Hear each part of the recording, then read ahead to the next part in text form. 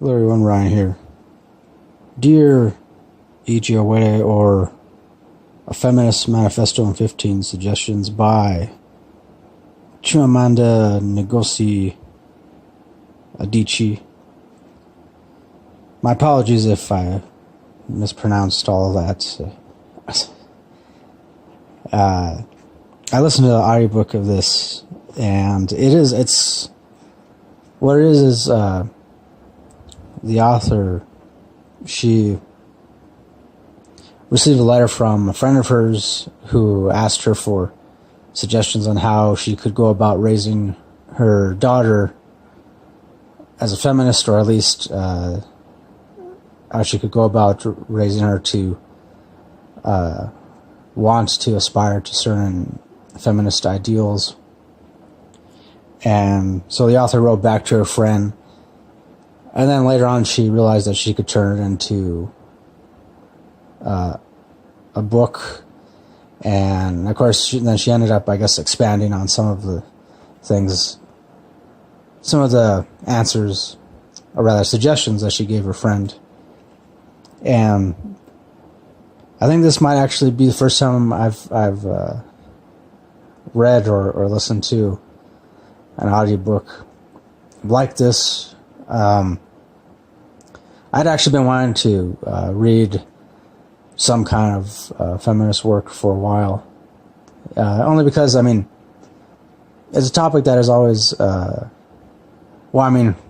most of my adult life, has interested me.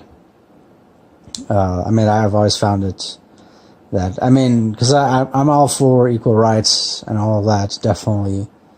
But at the same time, too, like, I've always seen, like, whenever there's different things that come up in the news or throughout social media, and that whenever it has anything to do with trying to explain or share some kind of feminist ideal with the public, I've never been able to really comment on it, because I've always felt like I don't have a thorough understanding of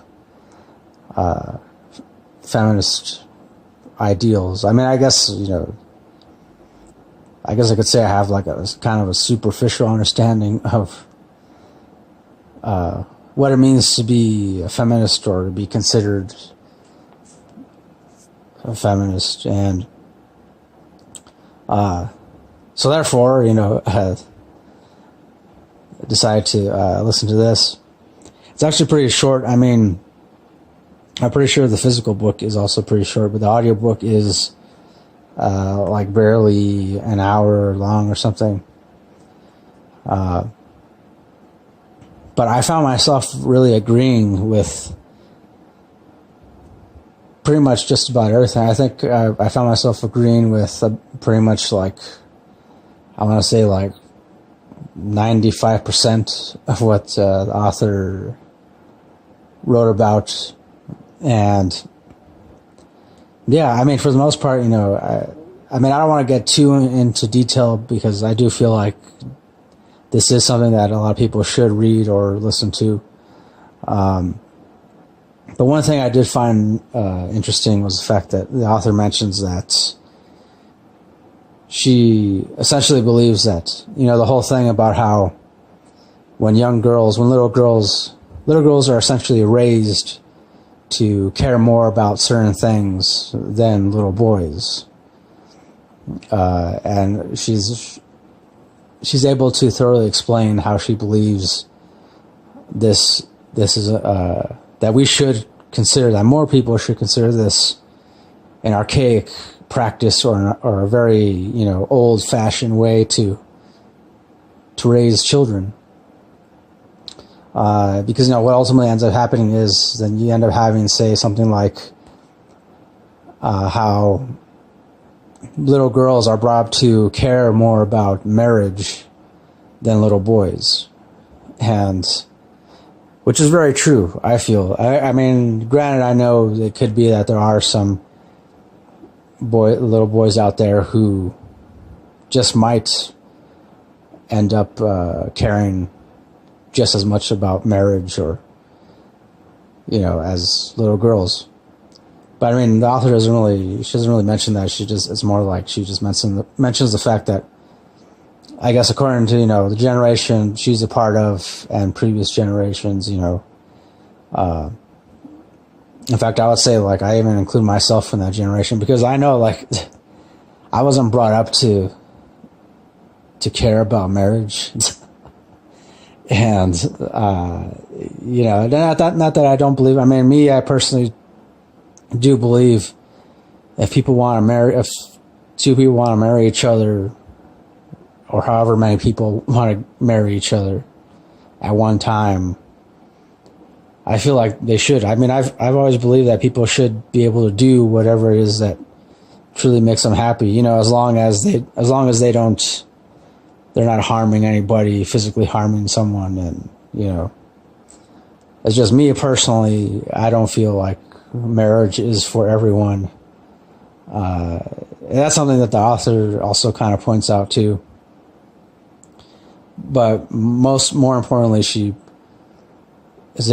points out that, because of the fact that girls are brought up to care more about marriage than little boys, then eventually, when they become young women, and then the boys grow up too, usually what ends up happening is then you have, a couple where the woman is much more invested in the marriage right off the bat to begin with. And the man is not really, he isn't that much invested in it, like, doesn't really care that much. Not that he doesn't care about, that his partner, but it's just more like, I guess you could say more like he tends to have other stuff on his mind. And even though like him getting married and the whole wedding and all that is of, definitely big important thing for him, still it ultimately ends up being not as important to him as his bride, bride to be. So, and that's the case. I mean, yeah, I know a lot of people can disagree with that, but I feel like that is definitely very true, very accurate. And, me speaking from what I've witnessed, I mean, just recently, I went to my best friend's wedding.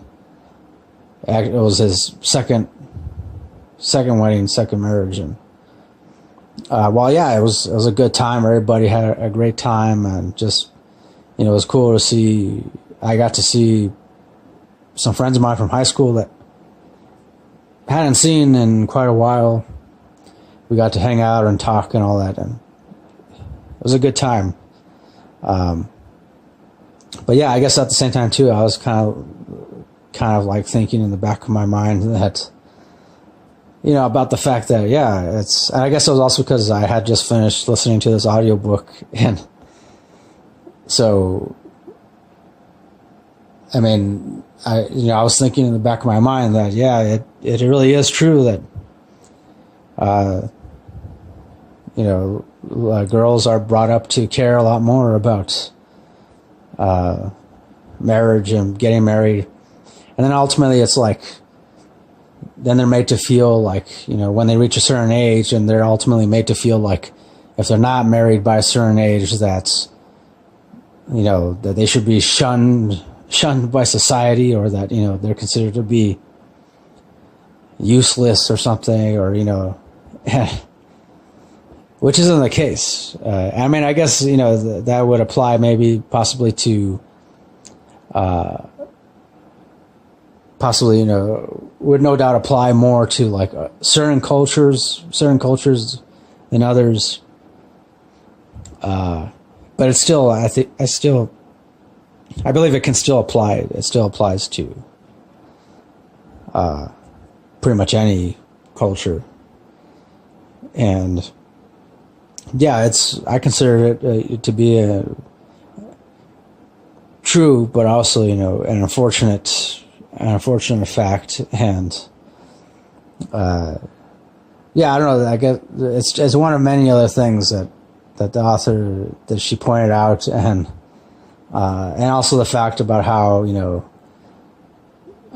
she felt like she used an example of when she went shopping for a present for another friend's baby shower she was going to attend, and she bought, I don't know, some kind of outfit or something that was the color blue, and she went up, and then like the woman at the register like asked her, you know, oh, is this for you or for a friend? And she told her, it's for a friend, I'm going to her baby shower.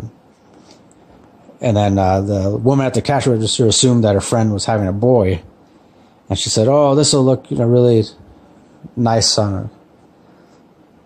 This will look pretty nice on, you know, on any little boy. And then she told her friend, she said, no, my friend's having a girl. And the woman at the register, like, I guess, scrunched up her face and said something like, you know, so what, you're getting a blue outfit? I think it was like a onesie or something like that. She's like, you're getting a blue onesie for your friend's little girl? Like, she looked at her like she was crazy. And so the author used that example to point out that she believes, you know, that it doesn't make sense that we have designated colors for each gender. Like, I mean, I'd say I agree with that too. Like, I've never really thought about it before, but it doesn't make sense to me. Like, you know, the fact that, you know, usually pink is associated with girls, and then blue with boys. And, well, you know, I mean, obviously, really, you know, once, you know, children grow up and they're old enough to make their own choices, you know, realistically, yeah, they should be free to choose whatever color they want to choose. You know, if their favorite color ends up being pink or fuchsia or gold or magenta or, you know, or like the entire spectrum of a rainbow, or, you know, I mean, I feel like they should be free to like whatever color they want to like. And I like that the author points that out, as well as with a lot of other things. I mean, so as far as the rating goes, I definitely got to give this 4 out of 5 stars. Yeah, it's just, I mean, also because it's really short. I guess if it was a little longer, then I feel like maybe it would have been a little more thorough, and then I would have been much more open to giving it 5 stars. But otherwise, yeah, because I feel, because again, this started out as just a letter, like a response to a letter that her friend wrote to her. So, though you know, the author is good at pointing out a lot of different things, there is most of it that, unfortunately, she doesn't really expand too much on. But then that's mostly because, you know, I guess, you know, she didn't figure that she was gonna really turn it into a book. So, but otherwise, I still liked it. I think definitely I look forward to checking out some of the other stuff by the same author. And yeah, I don't know, let me know if you've read this too. I mean, if you happen to agree with most of, you know, what the author writes about or not. You know, it's obviously, I know it's not one of those things that everybody is going to immediately agree with, but nonetheless, you know, it's still gotta admit that the author definitely makes some very interesting points. So, yeah. Once again, I do give 4 out of 5 stars. So that'll do it for this review. And thanks for watching. Thanks for listening. As always, till next time, don't forget, keep it real, keep on rocking, and peace.